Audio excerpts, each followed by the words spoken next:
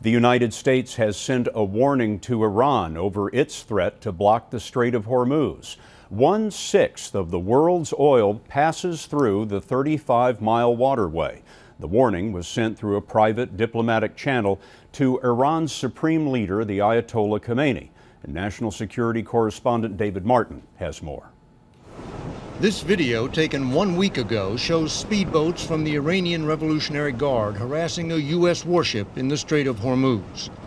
They closed to within 500 yards, ignoring whistle and voice signals asking their intentions. A second video, shot the same day, shows more speedboats harassing a U.S. Coast Guard cutter inside the Persian Gulf. U.S. officials call this naval hot-dogging routine posturing, which has happened many times before. But a Pentagon official says it got our attention because of Iran's public threat to close the Strait of Hormuz, a threat which Defense Secretary Panetta responded to in blunt and unmistakable language. We cannot tolerate Iran blocking the Straits of Hormuz. And that's a red line.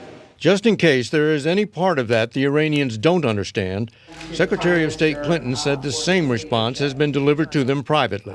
It has caused us and many of our partners in the region and around the world to reach out to the Iranians, to impress upon them the provocative and dangerous nature of the threats to close the Straits of Hormuz. Most officials do not believe Iran would take such drastic action, since it would cripple its own oil exports and alienate every country which depends on Middle East oil.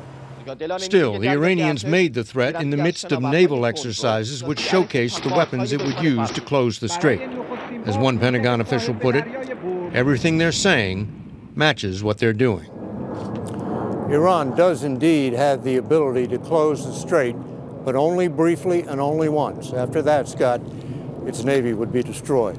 And David, those pictures we saw at the beginning of your piece are the very first pictures that we've seen of that harassment of the U.S. Navy recently. David, thank you very much.